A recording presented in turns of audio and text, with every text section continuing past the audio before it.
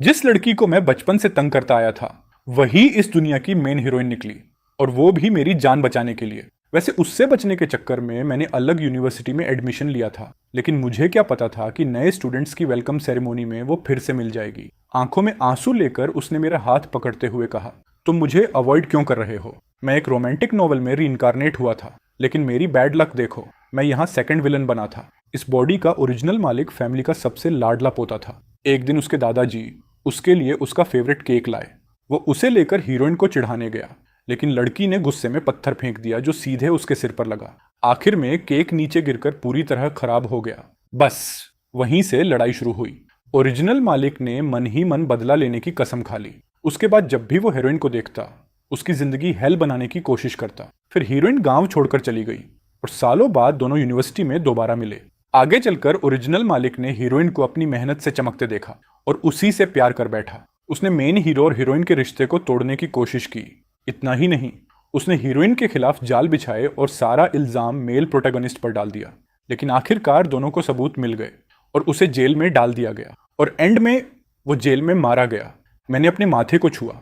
अभी अभी पत्थर लगने से वहां बड़ा सा सूजन निकल आया था। जब मैंने ऊपर देखा तो दूर खड़ी नांगोंग लीनो मुझे घूर रही थी। उसकी आंखों में ऐसा गुस्सा था जैसे कोई छोटा बीस्ट अभी हमला कर देगा। उसकी नजरों में सावधानी और दुश्मनी साफ दिख रही थी, लेकिन अब मेरे अंदर 22 साल के आदमी की सोल थी। सच कहूं तो मैं किसी छोटे बच्चे को परेशान नहीं कर सकता था। मैंने जमीन से केक उठाया, उस हिस्से की क्रीम हटाई जिस पर धूल लग गई थी, और उसे 1 मीटर ऊंची दीवार पर रख दिया।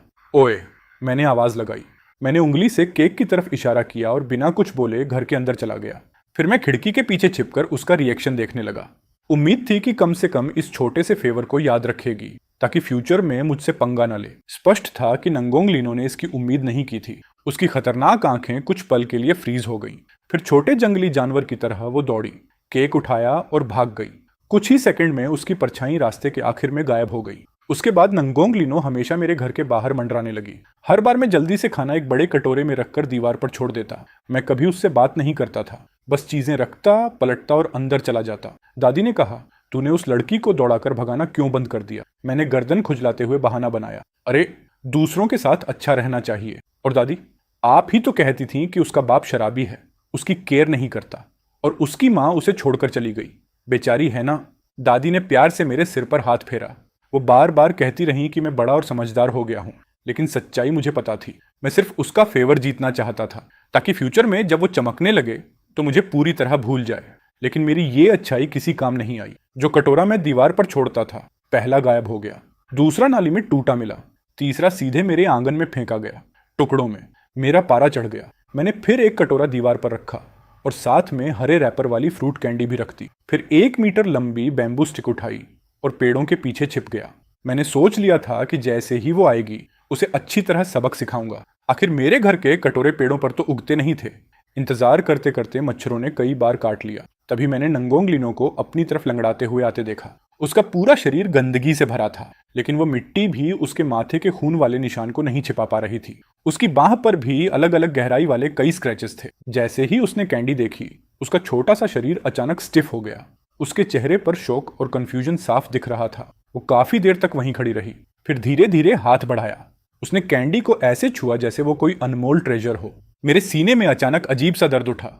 उसी पल मेरा उसे डांटने का मन खत्म हो गया। मैं पेड़ के पीछे से बाहर निकला। वो डर के मारे सिर से पैर तक कांप उठी। उसकी सुनहरी आंखें बड़ी हो गईं, बिल्कुल डरे हुए पप्पी जैसी। दोबारा मेरा कटोरा मत फेंकना। खाना खत्म होने के बाद उसे वापस वहीं रख देना, समझी? मैं बैम्बू स्टिक घसीटते हुए उसके पास से गुजरा, फिर जेब से बची हुई दूसरी कैंडी निकाली और उसकी तरफ बढ़ा दी।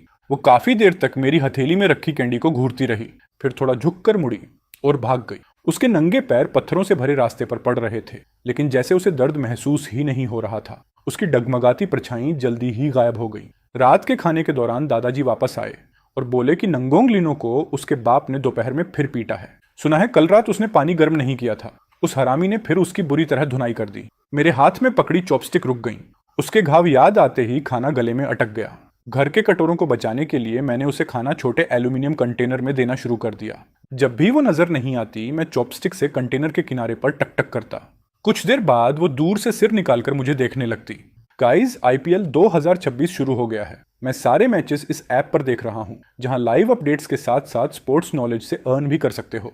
इस आईपीएल पर कैश प्राइजेस और एप्पल गैजेट्स के क्रेजी गिवअवेज भी चल रहे हैं। परफेक्ट चांस फोन अपग्रेड का, और नए प्लेयर्स को पहले 4 डिपॉजिट्स पर 70,000 रुपए तक बोनस मिल सकता है। बस प्रोमो कोड एरो100 यूज करना, लिंक नीचे कमेंट्स में है, जाओ चेक करो। उसकी गोल काली आंखें उसके गंदे चेहरे पर अलग ही चमकती थीं। उनमें सावधानी और डिस्ट्रस्ट छिपा रहता, लेकिन साथ ही हल्की सी उम्मीद भी। मैं हमेशा उसके कंटेनर में एक्स्ट्रा मिल्क कैंडी रख देता। मेरे पेरेंट्स शहर में छोटा बिजनेस चलाते हैं, मैं गांव में अपने दादा दादी के साथ रहता हूँ। प्राइमरी स्कूल खत्म होने के बाद मैं सिटी जाकर मिडिल स्कूल में पढ़ूंगा, और नांगोंग जो मुझसे 3 साल छोटी है, उसे भी इस सेमेस्टर गांव के स्कूल में फर्स्ट ग्रेड में एडमिशन लेने के लिए टीचर ने मना लिया था। देशभक्ति वाले त्योहारों की छुट्टियां पूरे 7 दिन चली, और मैंने उसे पूरे 7 दिन तक खाना खिलाया। शुरुआत में वो मेरा कंटेनर फेंक देती थी, फिर बाद में कंटेनर और चॉपस्टिक्स वापस आंगन में उछालने लगी, और अब हाल ये था कि वो कंटेनर और चॉपस्टिक्स को इतना साफ करके लौटाती थी कि चमकने लगते थे। फिर उन्हें मेरे घर की दीवार पर उसी जगह रख देती थी। लेकिन उसकी ये अच्छी आदत ज्यादा दिन नहीं चली। ब्रेकफास्ट स्टॉल वाली आंटी ने अभी मुझे बंद दिया ही था कि नंगोंग लिनो ने उसे झपटकर छीन लिया, और ऐसे भागी जैसे पीछे भूत पड़ा हो, कुछ ही सेकंड में गायब। मेरे पास दोबारा पैसे देकर दूसरा ब्रेड खरीदने के अलावा कोई ऑप्शन नहीं था। जब मैं क्लासरूम लौटा तो मेरी क्लास के लड़के बहुत शोर मचा रहे थे। मेरा जमा हुआ गुस्सा उसी पल फट पड़ा। मैंने जोर से किताब टीचर की डेस्क पर पटकी। धड़ाम की आवाज के साथ पूरा क्लास तुरंत शांत हो गया। गुस्से भरे चेहरे के साथ मैंने उन लड़कों को अच्छी तरह डांटा जो रिसेस में मस्ती कर रहे थे। दूसरे पीरियड के बाद एक्सरसाइजेस करवाने की जिम्मेदारी मेरी थी। स्टेज से नीचे देखते हुए मेरी नजर फर्स्ट ईयर सेक्शन की लेफ्ट साइड में खड़ी नंगोंग लिनो पर पड़ी। एक टीचर उसे डांट रहा थी। वो बिल्कुल सीधी खड़ी थी, जैसे लकड़ी का तख्ता। उसकी नजर जमीन पर टिकी थी, और वो अपना बायां पैर दाएं पैर से रगड़ रही थी, जैसे उसे किसी चीज की परवाह ही न हो। स्कूल स्टूडेंट्स को फ्री न्यूट्रिशियस लंच देता था। टेस्ट खास नहीं होता था, लेकिन कम से कम पेट भर जाता था। लेकिन नंगोंग लिनो हमेशा 3 बड़े कटोरे खा जाती थी। ऐसे खाना मुंह में ठूंसती जैसे कल दुनिया खत्म होने वाली हो। हर निवाले के साथ अपना मुंह पूरी तरह भर लेती। उस दिन मैंने क्लासरूम लॉक किया और सीढ़ियां उतर ही रहा था कि तभी कुछ सीनियर लड़के तेजी से भागते हुए दिखे। उनमें से कुछ लोग नंगोंग लिनो को उठाकर ले जा रहे थे। मैं वहीं खड़ा रह गया और लंबी सांस ली, फिर पलटकर ऊपर गया और 6th ग्रेड टीचर के ऑफिस का दरवाजा खटखटाया ताकि उनकी शिकायत कर सकूं। जब तक टीचर हमें लेकर उसे ढूंढने पहुंचे, तब तक वो लोग नंगोंग लिनो को सड़क किनारे कीचड़ वाले गड्ढे में फेंक चुके थे। वो सिर से पैर तक मिट्टी में सनी हुई थी, बस उसकी आंखें दिख रही थीं, इतनी ठंडी कि खून जमा दें। उन आंखों में पागलपन भरा तेज गुस्सा छिपा था। वो कीचड़ के कोने में अकेली बैठी थी, छोटी और पूरी तरह अकेली। ओरिजिनल नॉवल में जब असली विलन ये सीन देखता था तो वो सिर्फ उसका मजाक उड़ाता, उस पर पानी डालता और मिट्टी फेंकता। लेकिन मैं अलग था। मैं उसके पास गया और उसकी तरफ हाथ बढ़ाकर कहा, चलो। वो कीचड़ में ही बैठी रही, बिल्कुल हिले बिना, ठंडी नजरों से मुझे घूरती हुई। मैंने थोड़ा सोचा, फिर जेब से कैंडी निकाली और उसकी तरफ बढ़ा दी। तभी उसकी आंखें धीरे धीरे हिली। उसकी काली पुतलियों में कैंडी का रिफ्लेक्शन आया और साथ में हल्की सी कमजोरी भी। मैंने कैंडी और पास कर दी। कई कोशिशों के बाद वो आखिरकार लड़खड़ाते हुए कीचड़ से उठी, धीरे धीरे चलकर मेरे सामने आ गई और अपनी मिट्टी से भरी हथेली कैंडी लेने के लिए बढ़ाई। लेकिन मैंने कैंडी पीछे खींच ली। मैंने उसका हाथ पकड़ा और पास के पानी भरे गड्ढे में धोने लगा। उसका हाथ बहुत पतला और छोटा था। हड्डियां इतनी साफ महसूस हो रही थीं कि मेरी हथेली तक दुखने लगी। उसके हाथ से मिट्टी साफ करते हुए मेरे सीने में अजीब भारीपन महसूस हुआ।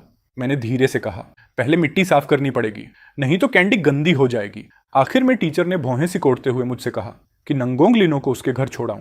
मैंने कहा, टीचर, उसका बाप गांव का शराबी है, नशे में लोगों को मारता है। पहले बाकी बच्चों के पेरेंट्स से बात करना बेटर होगा। आखिर में एक लड़के की मां नंगोंग लिनो को अपने घर ले गई। उसने उसे नहलाया और पुराने कपड़े पहनाए। तभी मैंने पहली बार उसका असली चेहरा देखा। उसका चेहरा पतला और सुंदर था, बड़ी बड़ी आंखें और बहुत गोरी स्किन। बस वो बहुत दुबली थी, वरना बिल्कुल भी बदसूरत नहीं थी। आखिर नॉवल की प्रोटैगनिस्ट जो थी, वो अपनी पुरानी स्कूल बैग लेकर मेरे पीछे पीछे चल रही थी। मैं रुका और पलटकर उसकी तरफ देखा। सुबह मेरा लंच छीनना मुझे पसंद नहीं आया। अगर दोबारा ऐसा किया ना तो सच में मारूंगा। उसने मुझे नफरत भरी नजर से देखा और भाग गई। मैंने पीछे से चिल्लाकर कहा, कैंडी, और वो तुरंत वापस दौड़ती हुई आई, कैंडी छीनी और फिर भाग गई। अगले कुछ दिनों तक नंगोंग लिनो मेरे घर के पास नहीं आई। जो खाना मैं दीवार पर छोड़ता वो वहीं पड़ा पड़ा मक्खियों से भर जाता। कोई उसे छूता तक नहीं था। मैं सोचने लगा कि शायद मेरी मारने वाली धमकी की वजह से वो मुझसे नाराज है। एक दिन गांव के रास्ते में मेरी मुलाकात नंगोंग लिनो से हुई। एक छोटे बिल्ली के बच्चे को मोटरसाइकिल ने कुचल दिया था। वो खून उगल रहा था और लगातार तड़प रहा था। स्पष्ट था कि वो बचने वाला नहीं था। नंगोंग लिनो उसके पास गई।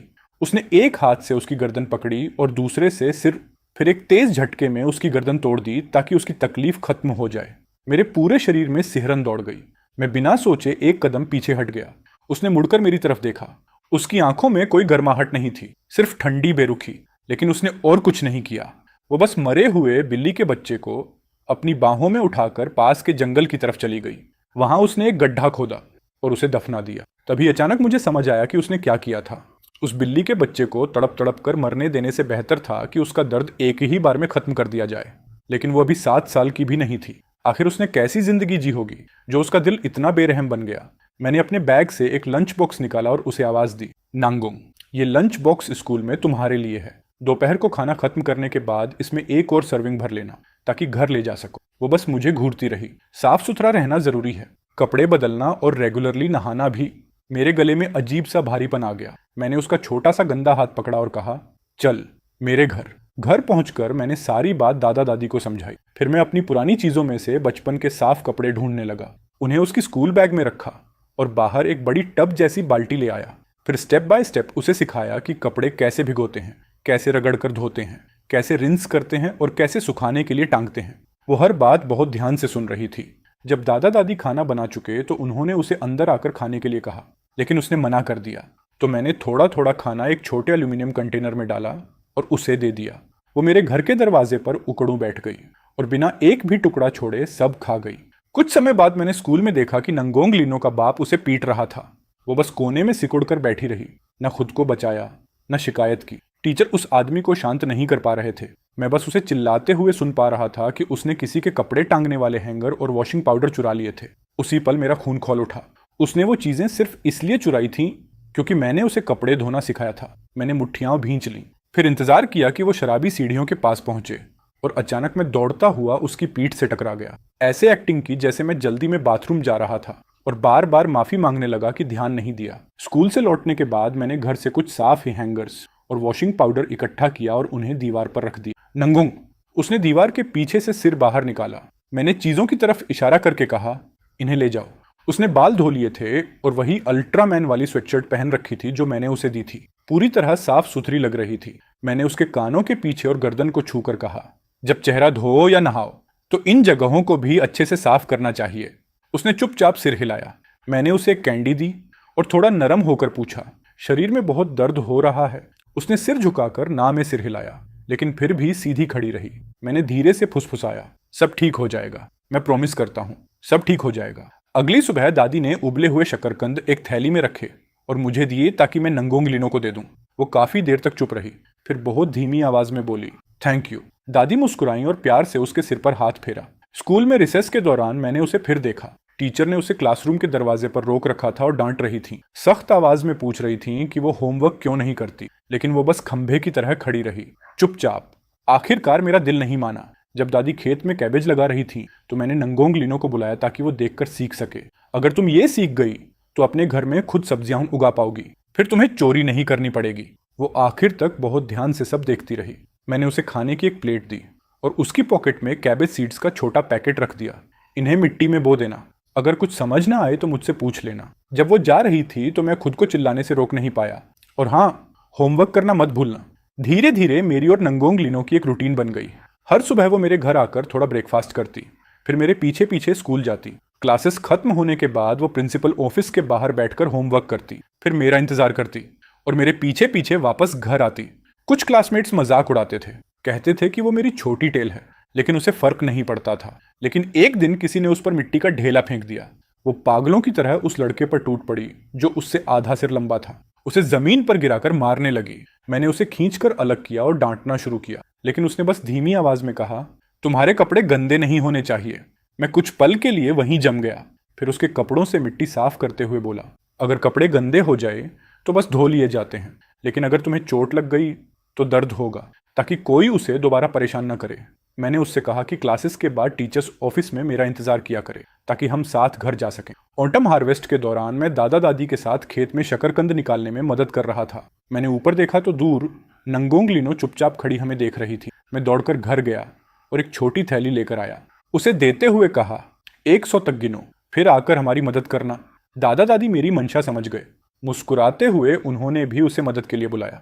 वो वहीं खड़ी रह गई, पूरी तरह कंफ्यूज्ड। शायद पहली बार किसी ने उस पर तरस खाए बिना उससे अच्छा व्यवहार किया था। वो काफी देर तक हिली तक नहीं, जब तक मैंने दोबारा नहीं कहा। तब वो झुक गई और हमारे साथ पूरी मेहनत से शकरकंद जमा करने लगी। कुछ समय बाद उसकी लगाई हुई कैबेज उगाई।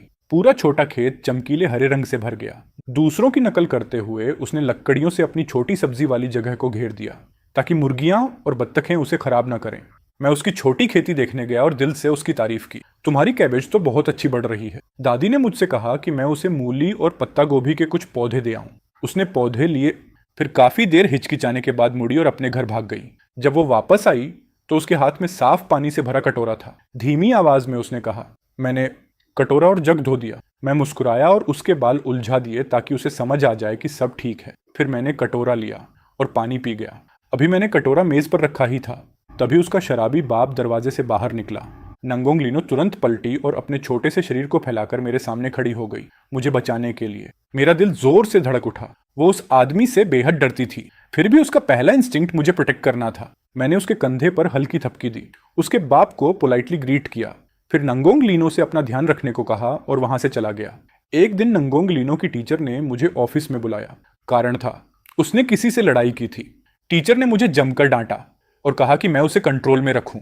मैंने सीधे जवाब दिया, मैम मैं उसका गार्डियन नहीं हूं, इसलिए आपका लेक्चर सुनना मेरी जिम्मेदारी नहीं है। मैं बस उसी गांव का उसका दोस्त हूं, बस। जब मैं ऑफिस से बाहर निकला तो नंगोंग लीनो दरवाजे पर एबंडेंट पप्पी की तरह खड़ी थी, थोड़ी नाराज, थोड़ी हर्ट। मैंने उसके सिर पर हल्का सा नॉक मारा और डांटते हुए कहा, तुम हद से ज्यादा आगे बढ़ गई थी। अभी जाओ और अपने क्लासमेट से माफी मांगो, वरना दोबारा मुझसे बात मत करना। उसने मेरी तरफ देखा और तोप के गोले की तरह ऑफिस के अंदर भागी।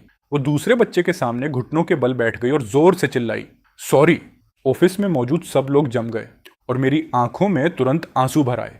ये बच्ची सच में मानती थी कि माफी मांगने के लिए घुटनों पर बैठना जरूरी होता है। घर लौटते वक्त मैं उसे लगातार समझाता रहा कि असली अपोलॉजी दिल से होनी चाहिए और किसी के सामने ऐसे घुटनों पर नहीं गिरना चाहिए। जब मैं लगातार बोलता जा रहा था, वो सिर उठाकर मुझे देख रही थी। उसकी आंखें चमक रही थीं और आधे चांद की तरह मुड़ी हुई थीं। उसका पूरा चेहरा खुशी से भरा था।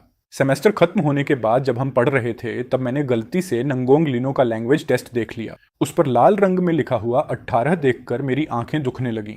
नोवेल में तो हीरोइन जीनियस थी, मुझे यकीन ही नहीं हुआ। पहली क्लास के लैंग्वेज सब्जेक्ट में कोई 18 कैसे ला सकता है। मैंने उससे मैथ पेपर दिखाने को कहा। वो मन मारकर ले आई। उसमें 83 मार्क्स थे। मैंने राहत की सांस ली, कम से कम वो सिर्फ एक सब्जेक्ट में कमजोर थी। फाइनल एग्जाम्स में सिर्फ 2 हफ्ते बचे थे, इसलिए मैंने उससे कहा कि वीकेंड पर मेरे घर आए ताकि पेपर दोबारा सॉल्व करे और जो समझ ना आए वो मैं समझा दूं।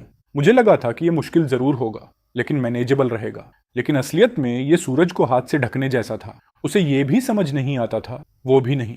मैंने एक सिंपल याद करने वाला सवाल लाख बार समझाया, फिर भी वो गलत कर देती। मैं इतना फ्रस्ट्रेट हो गया कि 2 दिन तक उसे पढ़ने आने ही नहीं दिया। ऐसा लग रहा था जैसे मुझे नर्व्स शांत करने की मेडिसिन चाहिए। जब फाइनल रिजल्ट्स आए तो मेरे मार्क्स बहुत अच्छे थे और नंगोंग लीनो के लैंग्वेज में 45 और मैथ में 85 आए। उसने काफी इंप्रूवमेंट की थी, इसलिए दिल पर पत्थर रखकर मैंने उसे पढ़ाने की रेस्पॉन्सिबिलिटी जारी रखी। विंटर वेकेशन में वो बहुत तेजी से सीखने लगी। बस लैंग्वेज सब्जेक्ट में कभी कभी अटक जाती थी, बाकी सब पहली बार में समझ जाती। मेरे पेरेंट्स मुझे नए साल पर शहर ले जाने वापस आए। वहां से मैं उसके लिए exercise notebooks, hand writing books और रेफरेंस बुक्स लाया। मैंने पूरी छुट्टियों का होमवर्क उसे देकर रखा। जब मैं जा रहा था वो सड़क के किनारे खड़ी थी, अपनी बड़ी बड़ी उदास आंखों से मुझे देख रही थी। मैंने उसके सिर पर हल्की थपकी दी और मुस्कुराकर कहा, मैं जल्दी वापस आ जाऊंगा और जब लौटूंगा तो तुम्हारे लिए कैंडीज और टॉयज लाऊंगा। जब तक तुम ये नोटबुक्स खत्म करोगी तब तक मैं वापस आ जाऊंगा। उसने सिर हिलाया और वहीं खड़ी रही। वो तब तक मेरी कार को देखती रही जब तक वो नजरों से गायब नहीं हो गई। एक कदम भी नहीं हिली। न्यू ईयर से पहले मैं पेरेंट्स के साथ गांव वापस लौटा और नांगोंग लीनो के लिए फायरवर्क्स, एक स्पिनिंग टॉप और नए शूज लाया। मैंने उसे बॉक्स दिया। वो काफी देर तक उसे पकड़े खड़ी रही, बिना हिले।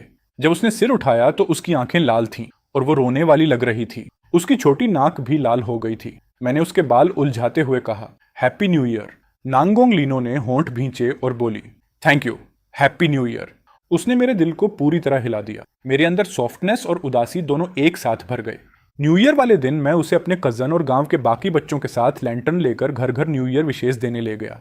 जब हम लौटे तो हमारी पॉकेट्स कैंडीज और गिफ्ट मनी से भरी हुई थी। मैंने अपना सारा हिस्सा उसे दे दिया और कहा कि घर जाकर अच्छे से न्यू ईयर एंजॉय करे। घर लौटने पर मेरा 4 साल का कज़न बड़ी बड़ी आंखों से मुझे देखने लगा और बोला, अरे भैया, मेरी बहन कहती है कि मैं तुम्हें ऐसा ना बुलाऊं, तो फिर तुम्हें क्या बोलूं।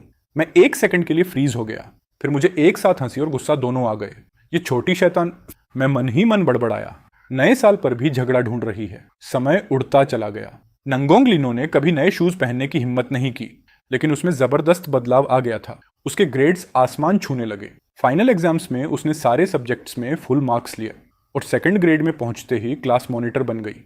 उसके कपड़े पुराने जरूर थे, लेकिन हमेशा बिल्कुल साफ रहते थे। जब वो थर्ड ग्रेड में थी, उसकी टीचर एक दिन मुझसे मिली।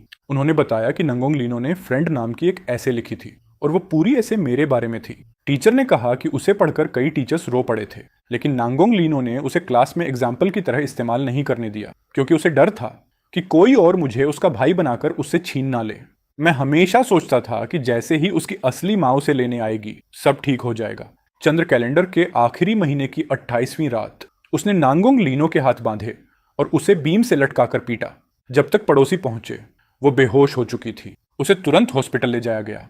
उसकी 2 पसलियां टूट चुकी थीं, पिंडली में फ्रैक्चर था, दोनों हाथ डिसलोकेट हो चुके थे और अंदरूनी ब्लीडिंग भी हल्की थी। चाइनीज न्यू ईयर की रात मैं उसे हॉस्पिटल में देखने गया। वो हॉस्पिटल बेड पर बैठी थी, सुन्न खोई हुई, जैसे उसकी आत्मा कहीं और हो।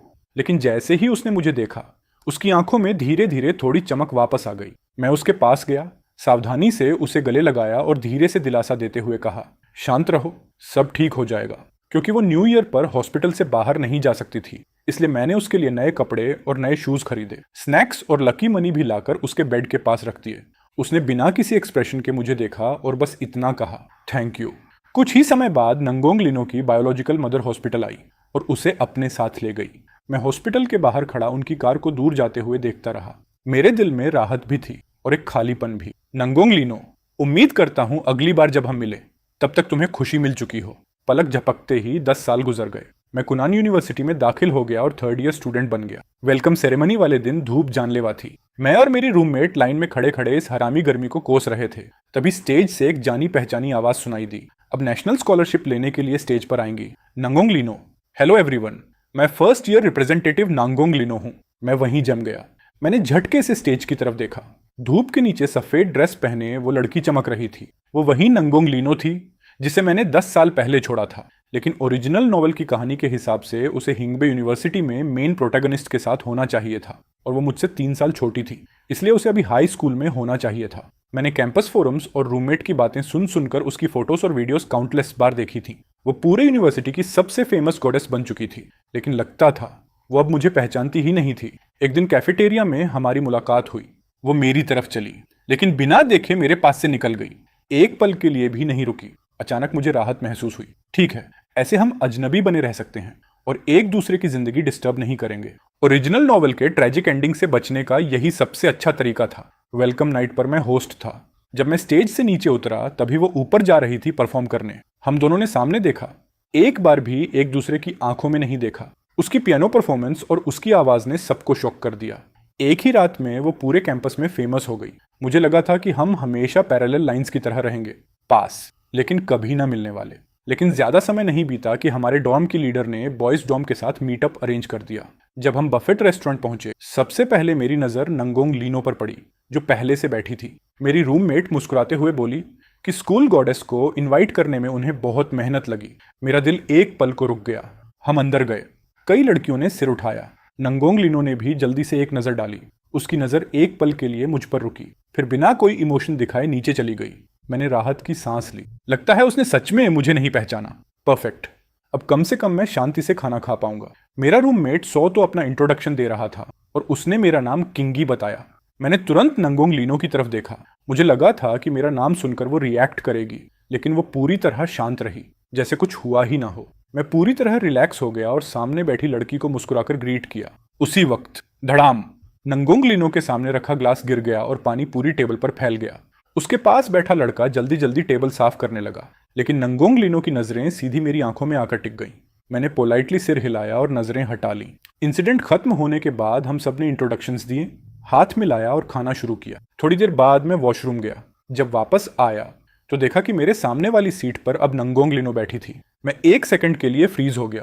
फिर मैंने अपने रूममेट्स को आंख मारते और इशारे करते देखा। तुरंत समझ गया ये सब उन्हीं की करतूत थी। मैंने नंगोंग लिनो की तरफ देखा। वो सिर झुकाकर खाना खा रही थी। उसकी लंबी आई लैशेज हल्के हल्के कांप रही थी। उसके आसपास एक शांत और नरम सा ओरा था। मैंने भी सिर झुकाकर खाना खाना शुरू कर दिया और उससे एक शब्द तक नहीं बोला। मेरा फोन लगातार वाइब्रेट हो रहा था। मेरे रूममेट्स ग्रुप चैट में मुझे टैग करके बोल रहे थे कि नंगोंग लिनो कई बार मुझे देख चुकी है और हर बार ज्यादा दुखी लग रही है। वो कह रहे थे कि उसकी आंखें लगभग लाल हो चुकी हैं और मुझे हार्टलेस बस्टर्ड बुला रहे थे। मैंने हार मानते हुए सिर उठाया और सीधे उसकी लाल हो चुकी आंखों से नजरें टकरा गईं। अंदर से मुझे यकीन ही नहीं हो रहा था। ये वो नंगोंग लिनो बिल्कुल नहीं थी जिसे मैं जानता था। बचपन में चाहे उसे कितना भी दर्द हो, वो हमेशा जिद्दी रहती थी और सब छुपा लेती थी। वो कभी ऐसी शक्ल नहीं बनाती थी जैसे अभी रो पड़ेगी। अपने साइड विलेन वाले रोल को याद करके मैंने फिर सिर झुकाया और खाना खाने लगा। जब खाना खत्म हुआ, मैंने अपने होमीज को हाथ हिलाकर बाय कहा और जाने के लिए मुड़ा। फ्रेंड, मेरे पीछे से एक झिंझकती हुई आवाज आई, उम्मीद से भरी हुई। मैं वहीं जम गया और तुरंत पलटा। नंगोंग लिनो एक कदम आगे बढ़ चुकी थी। मेरे अंदर खतरे की घंटियां बजने लगीं। उसने मुझे पहचान लिया था। ये आखिर यहां कर क्या रही है? हजार सवाल दिमाग में घूमने लगे और जितना ज्यादा सोचता उतना ज्यादा डर लगता। इसलिए मैंने जल्दी से कहा, मुझे होमवर्क करने जाना है, बाय। मैं पलटकर भाग गया। डर था कि अगर 1 सेकंड और रुका तो शायद उससे पीछा ही ना छुड़ा पाऊं। वापस आते ही मेरे रूममेट्स ने मुझे घेर लिया और मजाक उड़ाने लगे। पूछने लगे कि क्या मुझे सच में उस स्कूल गॉडेस के लिए कुछ फील नहीं होता। मैंने उन्हें घूर कर कहा, क्या मैं तुम्हारी तरह डेस्परेट दिखता हूं? जैसे ही मैंने ये कहा, फोन पर नोटिफिकेशन आई, फ्रेंड रिक्वेस्ट। मैं हूं नंगोंग लिनो। मैं अभी सोच ही रहा था क्या करूं, तभी सौ तो ने मेरा हाथ पकड़ लिया और हैंग चेन्यू ने एक्सेप्ट पर टैप कर दिया। ऊपर से जस्टिफिकेशन भी देने लगा, मैं तुम्हें जंगली बनने नहीं दूंगा। मैं एक्सेप्टेड फ्रेंड रिक्वेस्ट को देखकर बेबस होकर सांस छोड़ दी। लग रहा था अब सच में उससे बचना इम्पॉसिबल हो जाएगा। उसके बाद नंगोंग लिनो ने मैसेजेस की बारिश शुरू कर दी। वो पूछती मैं क्या कर रहा हूँ, बबल टी पीने बुलाती, पूछती क्या मैं उससे नफरत करता हूँ, वीडियो गेम्स खेलने बुलाती और मैं हर बार बहाने मार देता। मैं सोने जा रहा हूँ, डिस्टर्ब मत करो। मैं डाइट पर हूँ, डिस्टर्ब मत करो। मैं क्लास में हूँ, डिस्टर्ब मत करो। लेकिन ज्यादा समय नहीं बीता कि रूममेट्स ग्रुप चैट में मुझे हार्टलेस बास्टर्ड बुलाने लगे।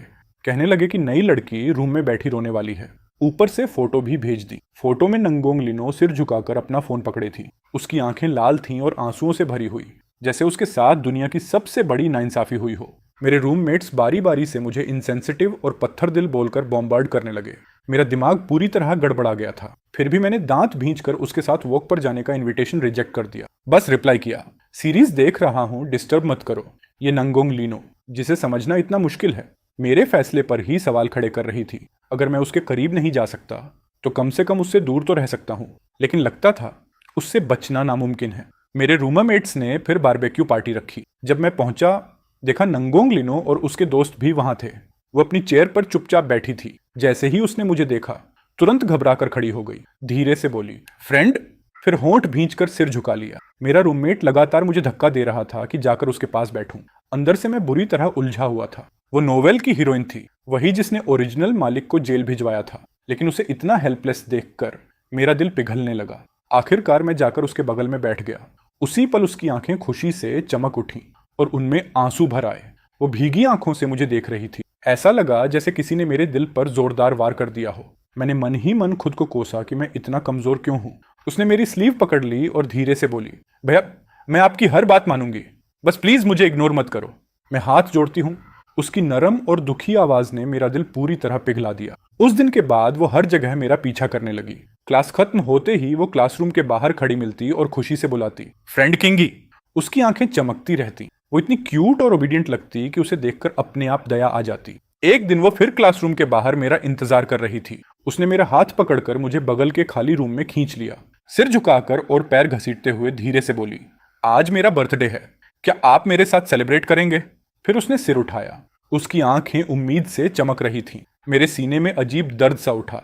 अगर आज मैं मान गया तो हमेशा मानता रहूंगा। ये बीमारी है और मुझे इसे ठीक करना होगा। मैंने तुरंत फोन निकाला और उसे 280 ट्रांसफर कर दिए। फिर कहा, जाकर केक खरीद लो, तुम्हारे फ्रेंड की क्लास है, अच्छी बच्ची बनो। ये कहकर मैंने दिल पर पत्थर रखा और वापस क्लासरूम चला गया। लेकिन आखिर में मेरे हर रूममेट ने मुझे एक एक कोहनी मारी और इनह्यूमन बुलाया। उन्होंने क्लासरूम के बाहर इशारा किया। तभी मैंने नंगोंग लिनो को देखा। वो वहां खड़ी थी, लाल आंखों के साथ, लगभग रोने वाली। मेरे तीनों होम आइज बिना कुछ बोले मेरा सामान उठाकर मुझे धक्के देते हुए उसके पास ले गए। मैंने हार मानकर लंबी सांस ली और कहा, चलो ठीक है, बताओ बर्थडे कैसे सेलिब्रेट करना है। तुरंत उसके चेहरे पर मुस्कान आ गई। उसकी आंखों की सारी उदासी गायब हो गई। उस दिन उसने मुझे जबरदस्ती कैरोसेल पर बैठाया, कॉटन कैंडी खिलाई और एक पागल घूमने वाली राइड पर भी ले गई। उसने मेरी पूरी हालत खराब कर दी। लेकिन जब हम टैक्सी से उतरे और सामने 4 स्टार होटल देखा तो मुझे लगभग हार्ट अटैक आ गया। मैं सिर से पैर तक कांपते हुए बोला, अरे लड़की, इसका मतलब क्या है। उसने अपना निचला होंठ दबाया और मुझे कनखियों से देखते हुए धीरे से कहा, इंटरनेट पर नहीं कहते कि 18 के बाद सब अलाउड होता है। उसने बात पूरी नहीं की, लेकिन मतलब बिल्कुल साफ था। मेरी हालत खराब हो गई। मैं डर के मारे तुरंत भागा और वापस टैक्सी में घुस गया। ड्राइवर से चिल्लाकर कहा, भाई जल्दी गाड़ी भगाओ। मैं ऐसे डॉम वापस भागा जैसे मेरे पीछे मौत पड़ी हो। वहां पहुंचते ही मैंने उसे एक बहुत सीरियस मैसेज भेजा ताकि सब साफ हो जाए। मैंने लिखा कि हम सिर्फ यूनिवर्सिटी क्लासमेट्स हैं और कुछ नहीं। उस रात मुझे नाइटमेयर आया। मैंने सपना देखा कि नंगोंग लीनो मेरी गर्दन पकड़कर मुझे गले लगाए मुस्कुरा रही है और डरावनी आवाज में कह रही है, फ्रेंड, अब आप मुझसे भाग नहीं सकते। मैं झटके से उठ बैठा। सबसे पहले मेरी नजर रूममेट हुआंग चेन्यो पर पड़ी। वो मुझे ब्लेम वाली नजर से देख रहा था और बोला, नंगोंग लीनो कल रात भर रोती रही, कंबल के अंदर छुपकर। पूरा डॉर्म जान गया। मैंने तुरंत फोन उठाया। उसने मुझे ढेर सारे मैसेजेस भेजे थे। वो बार बार माफी मांग रही थी, कह रही थी कि वो सच में मुझे पसंद करती है और मिन्नत कर रही थी कि मैं उसे इग्नोर ना करूं। मैं लगभग इमेजिन कर सकता था कि वो रोते हुए ये मैसेजेस लिख रही होगी। मुझे इतना गिल्ट हुआ कि बिना सोचे मैंने रिप्लाई कर दिया, मैं नाराज नहीं हूं। मैसेज भेजते ही मेरा मन किया खुद को थप्पड़ मार दूं। उसके बाद तो वो और भी ज्यादा ओपनली मेरे आसपास घूमने लगी। सुबह डॉर्म्स के नीचे मेरा इंतजार करती और ब्रेकफास्ट लाती। जब उसकी क्लासेस नहीं होती तो मेरी क्लासेस में साथ बैठती। लाइब्रेरी में मेरे लिए सीट सेव करती। कभी कभी बबल टी और मलाटंग भी मंगवाती। मेरे रूममेट्स लगातार कहते रहते कि वो कितनी केयरिंग है, लेकिन सिर्फ मुझे पता था कि ये स्वीट बर्डन कितना बड़ा हेडेक था। एक दिन उसने मुझे प्लेग्राउंड पर वॉक के लिए बुलाया। जैसे ही मैंने पूछा उसे क्या चाहिए, उसने अपनी बड़ी बड़ी मासूम आंखें बनाई और पाउट करते हुए बोली, फ्रेंड, क्या छोटी लड़की किसी बड़े लड़के को मूवी देखने नहीं बुला सकती, या फिर हम वॉक करके बातें भी नहीं कर सकते। मैं पूरी तरह स्पीचलेस हो गया। आखिर मजबूरी में मुझे हाँ करनी पड़ी। नेशनल डे फेस्टिवल के लिए उसका ग्रुप डांस परफॉर्मेंस था। वो देर रात तक प्रैक्टिस करती रही और उसने मुझे उसे लेने आने को कहा। मैंने सोचा इतनी रात को लड़की का अकेले आना सेफ नहीं होगा, इसलिए मैं डांस हॉल पहुंच गया।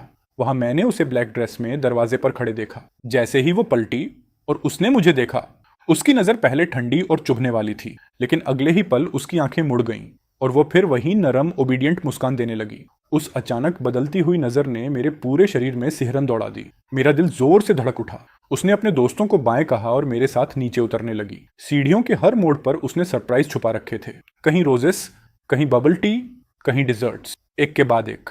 मेरा दिल तेजी से धड़कने लगा। मुझे शर्म भी आ रही थी, लेकिन खुशी भी हो रही थी। जब हम आखिरी सीढ़ी के पहले फ्लोर पर पहुंचे, उसने एक लाल वेलवेट बॉक्स निकाला। मेरी सारी खुशी तुरंत गायब हो गई। मुझे लगा उसमें रिंग होगी और मैं बुरी तरह डर गया। लेकिन बॉक्स खोलने पर अंदर सिर्फ एक रेड थ्रेड ब्रेसलेट था जिसमें 2 लाल जेड बीड्स लगे थे। वो मुस्कुराई और बोली, फ्रेंड, हैप्पी बर्थडे। मैं बस सूखी आवाज में थैंक्स ही बोल पाया, लेकिन वो तुरंत करीब आई, अपने गाल की तरफ इशारा करके बोली, इतना कोल्ड रिएक्शन, एक किस तो दो। मेरा दिमाग शॉर्ट सर्किट हो गया। चेहरा तुरंत आग की तरह जलने लगा। मैं पलटकर वहां से भाग गया। पीछे से उसकी हंसी सुनाई दी, जो छोटी घंटियों जैसी लग रही थी। कुछ समय बाद जो ताई ने अपनी पसंद की लड़की को पटाने के लिए सबके साथ मूवी प्लान बनाई। हम थिएटर में बैठे थे। अंधेरे में नंगोंग लीनो चुपके से करीब आई और मेरा हाथ पकड़ लिया। मैंने तुरंत हाथ झटक दिया और धीरे से पूछा, क्या कर रही हो। उसने होंठ भींचे। अंधेरे में उसकी आंखें अजीब तरह चमक रही थीं। फिर नम नजरों से बोली, फ्रेंड, आप मुझे अपनी गर्लफ्रेंड कब बनने देंगे। मैं इतना नर्वस हो गया कि बार बार लार निकलने लगा। मैंने कहा, तुम अभी बहुत छोटी हो, बस 18 साल की। अचानक वो मेरे कान के पास झुक गई। उसकी गर्म सांस मेरे कान को छू रही थी। फिर हंसते हुए फुसफुसाई, मैं इतनी भी छोटी नहीं हूं। मैं उछलकर खड़ा हो गया और सारी पॉपकॉर्न नीचे गिरा दी। फिर जल्दी से बगल वाली खाली सीट पर जाकर बैठ गया। दिल ऐसा धड़क रहा था जैसे सीने से बाहर निकल आएगा। थोड़ी देर बाद वो फिर मेरे पास आई और नीचे झुककर गिरी हुई पॉपकॉर्न उठाने लगी। उसने अपनी स्कर्ट में ढेर सारी पॉपकॉर्न जमा कर ली। मैं उसे देखता रह गया। अचानक मुझे वो दिन याद आ गया जब बचपन में मैं उसे चाइनीज न्यू ईयर पर साथ लेकर जाता था। वो भी ऐसे ही मेरे कपड़े पकड़ लेती थी और मेरे दिए हुए कैंडीज संभाल कर अपनी सफेद दांतों वाली मुस्कान देती थी। मेरा दिल नरम पड़ गया। मैं भी नीचे झुककर उसकी मदद करने लगा। उसने सिर उठाया। उसकी आंखें आधे चांद की तरह मुड़ गईं और वो मुस्कुराकर बोली, भैया आप बहुत अच्छे हो। डॉर्म वापस लौटने पर मैंने देखा कि मेरी बैग में वही रेड वेलवेट बॉक्स रखा था और उसके अंदर एक नोट जो लॉन्गिंग से भरा हुआ था। मेरे सिर तक गर्मी चढ़ गई, चेहरा पूरा लाल हो गया और दिल पागलों की तरह धड़कने लगा। कुछ समय बाद वो फिर मेरे साथ क्लास में आई। मेरी टेक्स्ट बुक के पन्नों के बीच उसे एक लव लेटर मिला। सफेद एनवेलोप पर लाल दिल बना हुआ था और उस पर किंगी नाम लिखा था। नंगोंग लीनो उस लेटर को अपनी उंगलियों के बीच पकड़े खड़ी थी। कांपती हुई आवाज और लाल आंखों के साथ उसने मुझे देखा और पूछा, फ्रेंड ये क्या है? मैंने सच बता दिया, लव लेटर। तभी आगे वाली रो का एक लड़का बोला, ये नौवीं है, फैकल्टी ऑफ लिटरेचर वाली टैलेंटेड लड़की की तरफ से। उसने मेरी तरफ देखा, उसकी आवाज और भी धीमी हो गई। फ्रेंड क्या आपने सब पढ़ी? हेंगचेंग यू फिर बीच में बोल पड़ा, इन्होंने सिर्फ पढ़ी ही नहीं, सबका रिप्लाई भी दिया। वो हल्का सा हंसी, लेकिन उस हंसी में दर्द भरा हुआ था। उसकी आंखें पूरी तरह आंसुओं से भर चुकी थीं। अचानक वो खड़ी हुई और क्लासरूम से बाहर चली गई। अगले कई दिनों तक नांगोंग लीनो ने ना तो मुझसे कांटेक्ट किया, ना ही मेरे आसपास मंडराई। लेकिन उसकी ये अचानक शांति मुझे उल्टा अजीब लगने लगी। ऐसा महसूस हो रहा था जैसे कुछ मिसिंग हो। मेरे रूममेट्स मुझे गालियां देते रहते, कहते मैं ऐसा बास्टर्ड हूं जिसे टॉक्सिक बिहेवियर पसंद है। वो बोलते कि जाकर उसे मना लूं, लेकिन मैं नहीं गया। नेशनल डे सेलिब्रेशन की आर्टिस्टिक परफॉर्मेंस वाले दिन पता नहीं क्यों मैंने वो लाल धागे वाला ब्रेसलेट पहन लिया। स्टेज के नीचे लोगों का समंदर था, मुझे पता था वो मुझे देख नहीं सकती, फिर भी मैंने वो ब्रेसलेट पहना। जब मैंने उसे स्टेज पर इतनी चमक के साथ परफॉर्म करते देखा तो अचानक मेरे अंदर अजीब सी जेलसी भर गई। परफॉर्मेंस खत्म होते ही मैं सीधा बैक स्टेज भागा। जैसे ही वो ड्रेसिंग रूम में घुसने वाली थी, मैंने उसके सिर पर कोट डाल दिया और उसे छोटे से चेंजिंग रूम में धकेल दिया। मैंने कहा, पहले कपड़े बदल लो। लेकिन मैं कुछ और बोल पाता उससे पहले बैक स्टेज मैनेजर ने मुझे बाहर निकाल दिया। मैंने उसे मैसेज किया कि मैं उसके लिए मिल्क टी लेने जा रहा हूं और वो मेरा इंतजार करे। लेकिन जब मैं ड्रिंक लेकर वापस आया तो मैंने उसे एक दूसरे लड़के के साथ खड़े देखा। दोनों हंसते हुए बातें कर रहे थे। मैंने उसे तुरंत पहचान लिया। वो नॉवल का मेल प्रोटैगनिस्ट था, सभ्य, कल्चर्ड, बसंत के सूरज जैसा गर्म और चमकदार। मेरा दिल डूब गया। अगर प्रोटैगनिस्ट भी अब उसके पीछे आ चुका है तो मैं आखिर उम्मीद किस बात की कर रहा था? मैंने मिल्क टी सीधा कूड़ेदान में फेंक दी और वापस मुड़ गया। यूनिवर्सिटी लौटने के बाद काउंसलर ने कुछ स्टूडेंट्स को हिंगबे यूनिवर्सिटी में 1 साल के एक्सचेंज प्रोग्राम का मौका दिया। एप्लीकेशन फॉर्म हाथ में पकड़े पकड़े मैंने खुद को मेंटली 2 थप्पड़ मारे। अब क्या सोच रहा है वे? प्रोटैगनिस्ट आ चुका है। अगर अब भी नहीं भागा तो ओरिजिनल मालिक की तरह मेरा भी वही ट्रेजिक एंडिंग होगा। डेडलाइन वाले आखिरी दिन मैंने फॉर्म भरकर जमा कर दिया। मैं लाइब्रेरी में पढ़ रहा था। अभी अभी उस लड़की को बाय कहा था जिसने मुझे लव लेटर दिया था। तभी अचानक कोई मेरे सामने आकर बैठ गया। फ्रेंड। उसकी आवाज बर्फ जैसी ठंडी थी, पहले वाली सॉफ्ट और स्वीट टोन से बिल्कुल अलग। आखिरी शब्द ऐसे निकला जैसे दांत भींच कर बोला गया हो, गहरे रिजेंटमेंट से भरा हुआ। वाह फ्रेंड, बड़े पॉपुलर हो ना। बताइए फ्रेंड, इन दिनों एक बार भी मेरा ख्याल नहीं आया। मैंने उसकी तरफ देखा। उसकी आंखों की सारी सॉफ्टनेस गायब हो चुकी थी। अब उनमें सिर्फ क्रूरता और जंगलीपन बचा था। पता नहीं क्यों, लेकिन मैं टेंस हो गया। मन मारकर मैंने जवाब दिया, नहीं। वो धीरे धीरे खड़ी हुई और मेरा ठुड्डी पकड़ने के लिए हाथ बढ़ाया। मेरे पूरे शरीर में पसीना छूट गया, रोम रोम खड़ा हो गया। बहुत डरावना था। वो धीरे से मेरे करीब झुकी। उसकी सांसों में मिठास थी। डॉक्टर, मेरे छोटे फ्रेंड को मैं पसंद क्यों नहीं हूं? मैंने उसका हाथ हटाने की कोशिश की, लेकिन दूसरे हाथ से उसने मेरे कान की लोब पकड़ ली और धीरे धीरे सहलाने लगी। फिर मुस्कुराकर बोली, एक वक्त का खाना भी पूरा तन मन देकर चुकाना चाहिए। फ्रेंड, मुझे अपना कर्ज चुकाने दो। मैं वहीं जम गया। ऐसा लगा जैसे मेरी आत्मा शरीर से बाहर निकल जाएगी। तो उसे शुरू से ही सब पता था। वो बस मेरे साथ खेल रही थी। मैंने दांत भींच कर कहा, सुन बच्ची, तुम्हारे फ्रेंड को खिलौना बनना पसंद नहीं, इस बार छोड़ रहा हूं। लेकिन वो और जोर से हंसने लगी। थैंक यू फ्रेंड, मेरी जान बख्शने के लिए। अगर ऐसा है तो मैं खुद को आपको सौंप देती हूँ। मैं पैनिक में आ गया। उसी दिन मैंने सामान पैक किया और जल्दी से हिनबे यूनिवर्सिटी निकल गया। मुझे लगा हजारों किलोमीटर दूर भागकर उससे बच जाऊंगा। लेकिन जैसे ही ट्रेन से उतरा और स्टेशन से बाहर निकला, मैंने नंगोंग लीनो को देख लिया। वो सीढ़ियों के आखिर में खड़ी थी, ऊपर मेरी तरफ देखकर मुस्कुरा रही थी। मैंने हार मानते हुए लंबी सांस ली। अब सीरियस बात करना जरूरी था। हम एक कैफे में जाकर बैठे। पूरी शांति के साथ उसने मेरा हाथ पकड़ लिया और मुस्कुराकर बोली, कितने समय बाद मिले भैया? मैंने भी फॉर्मल तरीके से जवाब दिया, हाँ, काफी समय हो गया। लेकिन अंदर से मेरा दिमाग पूरी तरह उलझा हुआ था। उसने नम आंखों से मुझे देखा। फ्रेंड, मैं इतने चमकदार स्टेज पर खड़ी थी, क्या आपने मुझे देखा? फ्रेंड, आप मुझे लेने क्यों नहीं आए? मैंने उल्टा सवाल किया, मैं तुम्हें लेने क्यों आता? उसके शांत चेहरे का एक्सप्रेशन एक पल में टूट गया। अंदर छुपा पागलपन बाहर आ गया। फ्रेंड, पूरे 10 साल बीत गए। क्या आपने कभी मेरे बारे में सोचा क्या आप मुझसे नफरत करते हो? आपने मुझसे झूठ क्यों बोला? वो लगातार मेरी आंखों में देखती रही। उसकी नज़र बेहद तीखी थी। फिर अचानक वो मुस्कुराई। फ्रेंड, मैंने फर्स्ट ईयर से सीधे third year high school jump किया, सिर्फ जिनपे ही आने के लिए। लेकिन आप वहां नहीं थे, तो मैंने दोबारा एग्जाम दिया और कुनान चली गई। अपने फ्रेंड का पीछा करना बहुत मुश्किल था। मैं पूरी तरह स्टंड रह गया। ये जानकारी बहुत ज्यादा थी। मुझे समझ ही नहीं आया क्या रिएक्शन दूं। मैंने बस पूछा, तुम आखिर चाहती क्या हो? वो मुस्कुराई, कुछ नहीं, मैं बस अपने फ्रेंड का खाना चुकाना चाहती हूँ। एहसान चुकाना? मासूम बनकर मेरे साथ खेलना, ऐसे चुकाती हो तुम मेरा एहसान? उसका चेहरा तुरंत अंधेरा पड़ गया। मुझे दोबारा छोटे फ्रेंड मत बुलाना, मैं तुम्हारा फ्रेंड नहीं हूँ। मैं कोई तुम्हारा छोटा फ्रेंड नहीं हूँ। इतना कहकर मैं उठ गया और उसे कैफे में अकेला छोड़कर चला गया। लेकिन वो गई नहीं। वो मेरी यूनिवर्सिटी के गेट पर उकड़ू बैठी रही। जब तक मैं बाहर नहीं आता, वो हिलने वाली नहीं थी। आसमान धीरे धीरे अंधेरा हो गया। फिर भारी बर्फबारी शुरू हो गई और टेम्परेचर तेजी से गिरने लगा। किसी ने सोशल मीडिया पर भी पोस्ट कर दिया कि एक लड़की इस कड़कड़ाती सर्दी में यूनिवर्सिटी गेट पर पूरी दोपहर किसी के इंतजार में बैठी है। हाँ, मेरा ये सॉफ्ट हार्ट एक दिन मेरी बर्बादी बनेगा। आखिरकार मैं खुद को रोक नहीं पाया और भागता हुआ बाहर निकला। नांगोंग लीनो, मैंने चिल्लाकर पुकारा। वो लगभग बर्फ का पुतला बन चुकी थी। उसने सिर उठाया। ठंड से उसका चेहरा लाल था, होंठ बैंगनी पड़ चुके थे, लेकिन फिर भी वो जीत वाली स्माइल दे रही थी। मुझे पता था, इतने नरम दिल वाले भगवान मुझे इग्नोर नहीं कर सकते। जैसे ही वो खड़ी हुई, पूरा शरीर लड़खड़ाकर सीधे मेरी बाहों में गिर पड़ा। मैंने तुरंत उसे संभाला और उसका माथा छुआ। वो आग की तरह तप रहा था। उसे तेज बुखार था। मैं उसे हॉस्पिटल ले जाना चाहता था, लेकिन वो पूरी ताकत से मुझसे चिपक गई। मैं नहीं जाऊंगी, तुम मुझे हॉस्पिटल में छोड़कर चले जाओगे। मेरे पास कोई ऑप्शन नहीं बचा। मैंने ऑनलाइन एक होटल बुक किया और टैक्सी से उसे वहां ले गया। होटल की हीटिंग की वजह से उसका चेहरा और भी ज्यादा लाल दिख रहा था। मैं घुटनों के बल बैठा और उसके भीगे हुए शूज और सॉक्स उतारे। ठंड से उसके पैर बिल्कुल बर्फ जैसे सफेद पड़ गए थे।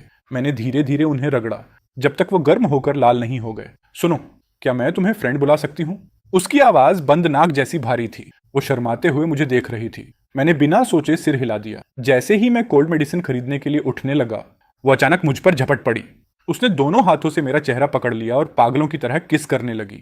मेरा दिमाग पूरी तरह ब्लैंक हो गया। उसकी आंखें ऑब्सेसिव प्यार से भरी हुई थीं। फिर उसने एक एक शब्द साफ बोलते हुए कहा, निये किंगी, मुझे तुम पसंद हो। मैं पैनिक में आ गया। समझ नहीं आया क्या करूं। मैं हड़बड़ाकर उठा और बोला कि उसके लिए दवा लेने जा रहा हूं। उसने मेरी स्लीव पकड़ ली। लाल आंखों से मुझे देखते हुए पूछा, क्या तुम वापस आओगे? मैंने उसकी आंखों में देखा। ऐसा लगा जैसे फिर वही छोटी बच्ची मेरे सामने बैठी हो, जो धान के खेत में ठंडी और डेस्परेट आंखों से दुनिया को देखती थी। मैंने धीरे से कहा, हाँ, वापस आऊंगा। उसने धीरे धीरे मेरी स्लीव छोड़ दी। सिर पीछे टिकाकर वो मुस्कुराई, लेकिन उसकी आंखें अब भी ठंडी थीं। बेहतर होगा कि वापस आना। जब मैं दवाइयां लेकर लौटा, वो अब भी उसी जगह बैठी दरवाजे को देख रही थी। उसने धीमे से कहा, मैंने 1571 तक गिना। फ्रेंड, अगर तुमने मुझे फिर छोड़ दिया तो मैं सच में पागल हो जाऊंगी। मेरे दिल में दर्द सा उठा। मैं उसके पास गया और उसे गले लगा लिया। आखिरकार मैंने मान लिया। ओरिएंटेशन सेरेमनी में उसे पहली बार देखने के उसी पल से मेरे फीलिंग्स बदल चुके थे। बचपन में मुझे उस पर तरस आता था और उसे प्रोटेक्ट करना मेरी जिम्मेदारी लगता था, लेकिन अब मैं सच में उससे प्यार करने लगा था। और अगर ऐसा है तो फिर कोशिश क्यों ना करूं, उसके साथ ये रास्ता क्यों ना चलूं। मैंने पुनर्जन्म लिया। उस दिन जब मेरे पिता ने मुझे लात मारकर जमीन पर गिरा दिया था, मेरे घुटने छिल गए थे और माथा दीवार से टकराया था। चक्कर आने के बाद मुझे एहसास हुआ कि मैं फिर से 7 साल की उम्र में लौट आई हूँ। मैं उस समय में वापस आ गई थी जब सारी ट्रेजेडी अभी शुरू भी नहीं हुई थी। पिछली जिंदगी में पहला आधा हिस्सा मैंने अपने पिता के अब्यूज में बिताया और दूसरा आधा नी किंग्स की हैरेसमेंट में। वो मेरी चीजें छीन लेता था, दूसरों को मुझे तंग करने के लिए उकसाता था, और बड़े होने के बाद भी उसने मेरा पीछा नहीं छोड़ा। आखिर में मेरी मौत बहुत बुरी हुई, लेकिन इस जिंदगी में सब बदल गया। मैंने उसके सिर पर पत्थर मारा, लेकिन उसने पिछली जिंदगी की तरह मेरे सामने केक नहीं कुचला। उल्टा उसने केक उठाया, गंदी जगह साफ की और दीवार पर रखकर मुझे लेने का इशारा किया। वही केक जिसे खाने की इच्छा मुझे पिछली जिंदगी में हमेशा रही थी, लेकिन जिसका एक टुकड़ा भी मुझे कभी नहीं मिला। वो इतना मीठा था कि मेरी आंखों में आंसू आ गए। वो मेरे लिए खाने का बचा हुआ हिस्सा बचाकर रखता था, मुझे कैंडीज देता था। उस कैंडी को मैंने मेडिसिन बॉटल में छुपाकर कई सालों तक अपने साथ रखा। वो बहुत अच्छा है। उसने मुझे स्वीट पोटैटोज दिए, एग्स दिए, वेजिटेबल्स उगाना सिखाया। उसने मुझे कपड़े धोना, पढ़ना, लिखना सिखाया। वैसे मैं जानबूझकर खराब मार्क्स लाती थी ताकि वो मुझे ट्यूशन पढ़ाए। मुझे उसकी परेशान और हताश शक्ल देखना अच्छा लगता था। किसी का मेरे लिए इतना कंसर्न दिखाना मैंने पहले कभी महसूस नहीं किया था। मैंने एक ऐसे लिखा था, मेरा फ्रेंड। मैंने उसमें उसके बारे में सब कुछ लिखा। टीचर उसे पूरी क्लास के सामने एग्जाम्पल की तरह पढ़ना चाहती थी, लेकिन मैं भागकर उनसे विनती करने लगी कि वो ऐसा ना करें। मुझे डर था, अगर बाकी लोगों को पता चल गया कि वो कितना अच्छा है तो कोई उसे मुझसे छीन लेगा। वो मेरा फ्रेंड है और सिर्फ मेरा ही हो सकता है। जब वो शहर से वापस आया तो मेरे लिए फायरवर्क्स, एक स्पिनिंग टॉप और नए शूज लाया। मैंने उन्हें पहनना भी नहीं चाहा। मैंने उन्हें तकिए के पास रख दिया। सोचा था न्यू ईयर की सुबह पहनूंगी, लेकिन जब मैं सुबह उठी तो मेरे पिता उन्हें चूल्हे में फेंक कर राख बना चुके थे। मेरा पिता पागल है। उसने मुझे मजबूर किया कि मैनी किंग्स को धोखे से घर बुलाऊं ताकि वो उसे जिंदा दफना सके। मैंने एक ईंट उठाई और सीधे अपने बाप के सिर पर दे मारी। मैं उसे मार डालना चाहती थी ताकि ये सब हमेशा के लिए खत्म हो जाए, लेकिन मैं बहुत छोटा थी। उसने मुझे लटका दिया और बेरहमी से पीटना शुरू कर दिया, और जब मैं बेहोश होने ही वाली थी तभी मैंने नी किंग्स को भागते हुए अंदर आते देखा। उसने स्पाइडरमैन वाली पैजामा पहन रखी थी। चेहरे पर डर और बेचैनी साफ दिख रही थी। उसने तुरंत अपनी पैजामा उतारकर मुझे ढक दी। उसी पल मुझे समझ आ गया, वो मेरी मुक्ति है, इस जिंदगी में मेरी इकलौती ऑब्सेशन। न्यू ईयर की रात से पहले वो हॉस्पिटल में मुझसे मिलने आया। वो मेरे लिए नए कपड़े, नए शूज और सेलिब्रेशन के पैसे लेकर आया था। मैंने उसके घर फोन किया। मैं चाहती थी कि वो मुझे लेने आए। उसने कहा था कि वीकेंड पर आएगा, लेकिन वो नहीं आया। जिस दिन मेरी माँ मुझे लेने आई उस दिन भी वो नहीं दिखा। तभी मुझे समझ आया, उसके लिए मैं बस एक बच्ची थी जिसे केयर की जरूरत थी। तो मैंने फैसला किया, मैं बड़ी बनूंगी, इतनी बड़ी कि उसके बराबर खड़ी हो सकूं। मैंने क्लासेस स्किप करके एडवांस स्टडी की, पागलों की तरह पढ़ाई की। हाई स्कूल के फर्स्ट ईयर में ही मैं हिंगबे यूनिवर्सिटी पहुंच गई, लेकिन वो वहां नहीं था। फिर मुझे पता चला कि वो कुनान में पढ़ने चला गया है, तो मैंने जानबूझकर 1 साल रिपीट किया सिर्फ कुनान जाने के लिए। आखिरकार मैंने उसे फिर से ढूंढ लिया। मैंने प्रिटेंड किया कि मैं उसे पहचानती नहीं और उसे मुझे अवॉइड करते देखती रही।